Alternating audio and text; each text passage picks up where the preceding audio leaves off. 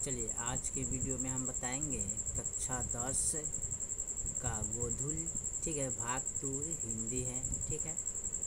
क्या है, हिंदी का आंसर क्वेश्चन हल करने वाले हैं, ठीक है।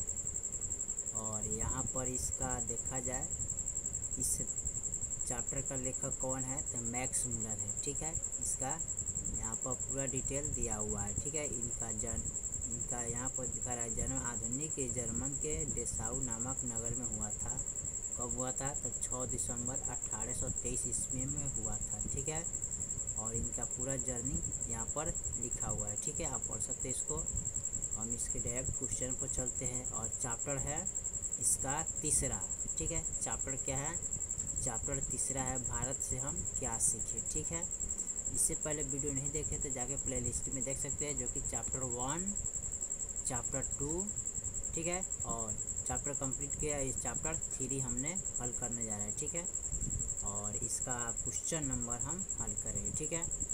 तो क्वेश्चन नंबर 1 हमारा कह रहा है कि समस्त भूमंडल में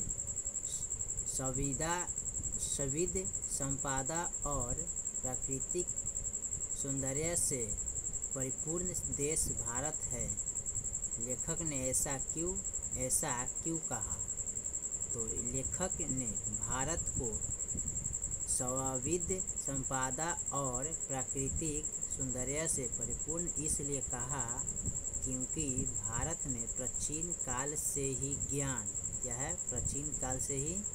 ज्ञान, विज्ञान, कला, संस्कृति और प्राकृतिक संसाधनों की प्रचुर रही है, ठीक है। यहाँ की सभ्यता, आध्यात्मिकता और प्राकृतिक सुंदरता अद्वितीय है, ठीक है। इसलिए लेखक ने भारत को क्या बोला, सौंदर्य परिपूर्ण देश बोला, ठीक है। क्या बोला, प्राकृतिक सौंदर्य परिपूर्ण देश बोला, ठीक है। चलिए इसके बाद अगला देखते हैं। अगला सवाल दूसरा हमारा क्या कर रहा है, लेखक की दृष्टि में सच्चे भारत के दर्शन कहाँ हो सकते हैं और क्यों। तो लेखक की दृष्टि में, ठीक है, में सच्चे भारत के दर्शन गांव में कहाँ हो सकता है, गांव में हो सकते हैं, क्योंकि भारत की आत्मा गाँव में बसती है। यानी कि भारत की जो आत्मा है ना, आत्मा गाँव में बसती है। गाँव में ही भारतीय संस्कृति, परंपराएं और जीवन शैली अपने मूल रूप में मिलती है, ठीक है। क्या कर रहा है, परंपराएं और जीवन शैली अपने मूल रूप में मिलती है, कहाँ, गाँव में, ठीक है। चलिए इसके बाद हम तीसरा नंबर देखते हैं। तीसरा नंबर सवाल हमारा क्या कह रहा है, भारत की पहचान सकने वाले दृष्टि की, ठीक है, भारत की पहचान सकने वाली दृष्टि की आवश्यकता किनके लिए वांछनीय है और क्यों। तो यहाँ पर है, भारत को पहचान सकने वाली दृष्टि की आवश्यकता उन लोगों के लिए वांछनीय है जो भारत को सही मायने में जानना और समझना चाहते हैं, विशेषकर उन विदेशी अधिकारियों के लिए जो यहाँ शासन करने आते थे, ताकि वे भारत के वास्तविक स्वरूप को समझ सकें, ठीक है। क्वेश्चन नंबर हम चौथा देखते हैं, ठीक है।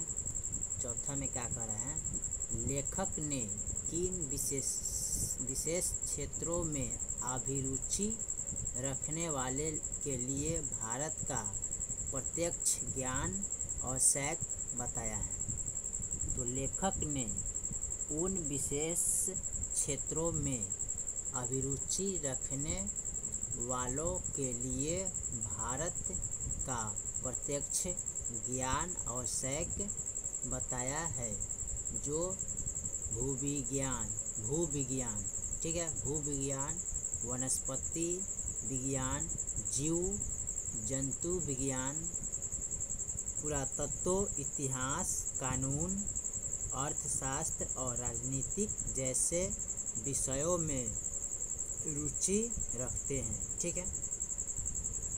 चलिए इसके बाद हम 5वां नंबर सवाल को देखते हैं। ठीक है, 5वां नंबर सवाल क्या कर रहे हैं, लेखक ने वारेन हेस्टिंग्स से संबंधित किस दुर्भाग्यपूर्ण दुर्घटना का हवाला दिया है और क्यों। लेखक ने वारेन हेस्टिंग्स द्वारा वाराणसी के पास नीले सोने के सिक्कों के महत्व को ना समझ पाने और उन्हें गला देने की दुर्भाग्यपूर्ण घटना का हवाला दिया है। यह भारत के प्राचीन ज्ञान और धन के प्रति उनकी अज्ञानता को दर्शाता है। ठीक है, चलिए इसके बाद हम 6ठा नंबर सवाल को देखते हैं। 6ठा नंबर क्या करें, लेखक ने नीतिकथाओं के क्षेत्र में किस तरह भारतीय अवदान को रेखांकित किया है। लेखक ने नीतिकथाओं के क्षेत्र में पंचतंत्र और हितोपदेश, ठीक है, क्या है, हितोपदेश जैसी भारतीय कथाओं के योगदान को रेखांकित किया है, जिनका अनुवाद विश्व की कई भाषाओं में हुआ और जिन्होंने नैतिक शिक्षा के प्रसार में महत्वपूर्ण भूमिका निभाई है। ठीक है,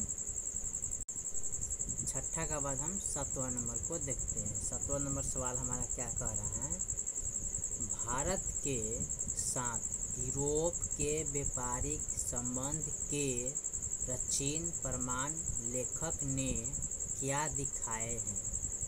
तो लेखक ने भारत के साथ यूरोप के व्यापारिक संबंध के प्राचीन प्रमाण के रूप में यूनानी सिक्कों का हवाला दिया है, जो भारत में पाए गए हैं, जो प्राचीन काल से ही व्यापारिक संबंधों को दर्शाते हैं।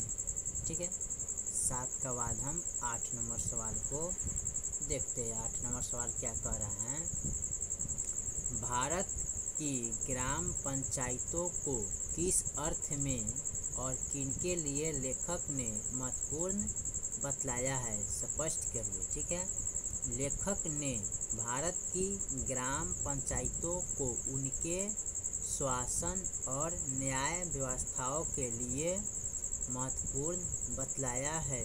ये पंचायतें प्राचीन काल से ही गाँवों में सामाजिक व्यवस्थाओं और न्याय को बनाए रखने में महत्वपूर्ण भूमिका निभाती रहती हैं। ठीक है, इसके बाद 9 नंबर सवाल को देखते हैं। 9 में क्या कर रहा है, धर्मों की दृष्टि से भारत का क्या महत्व है। ठीक है, यहाँ पर बता रहे हैं कि धर्मों की दृष्टि से भारत का क्या महत्व है। धर्मों की दृष्टि से भारत का महत्व यह है कि यह कई प्रमुख धर्मों जैसे हिंदू धर्म, बौद्ध धर्म, जैन धर्म और सिख धर्म का उद्गम स्थल है। यह विभिन्न धार्मिक विचारों और सहिष्णुता का केंद्र रहा है। ठीक है, कौन, तो भारत। चलिए 9 का बाद हम 10 नंबर सवाल को हम देखते हैं। ठीक है, 10 नंबर सवाल क्या कह रहा है, भारत किस तरह अतीत और सुदूर भविष्य को जोड़ता है, स्पष्ट करें। भारत अपनी प्राचीन सभ्यता और संस्कृति के माध्यम से अतीत को वर्तमान से जोड़ता है और अपनी आध्यात्मिकता तथा दार्शनिक परंपराओं के माध्यम से भविष्य के लिए प्रेरणा प्रदान करता है।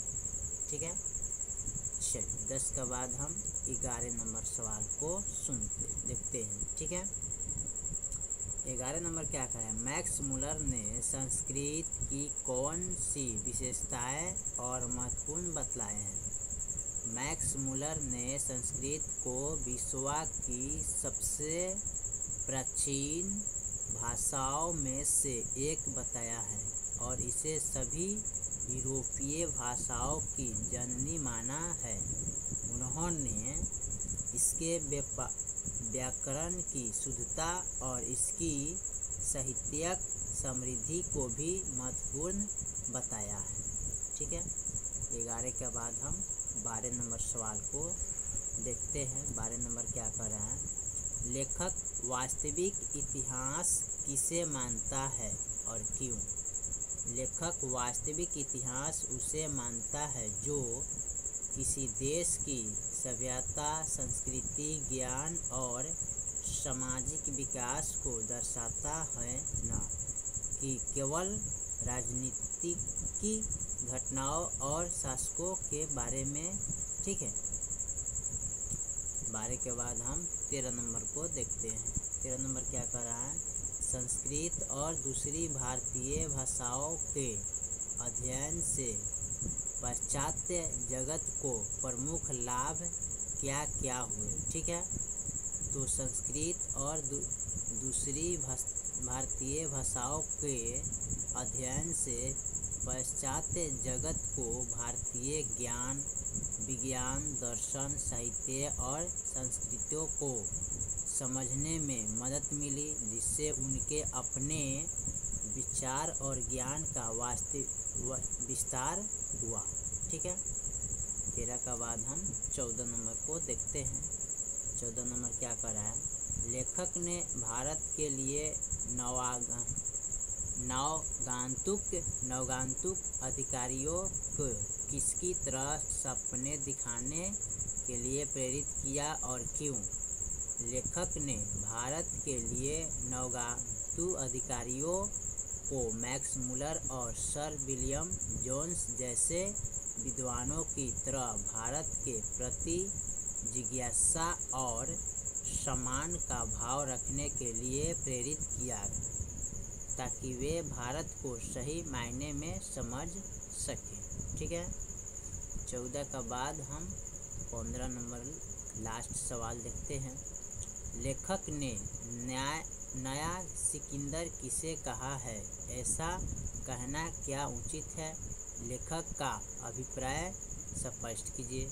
लेखक ने नया सिकंदर उन नवगांतुक ब्रिटिश अधिकारियों को कहा है जो भारत में शासन करने आते थे और सिकंदर की तरह भारत को जीतने या समझने का सपना देखते थे। लेखक का अभिप्राय यह है कि उन्हें केवल सैन्य विजय के बजाय भारत के ज्ञान और संस्कृति को समझने की इच्छा रखनी चाहिए।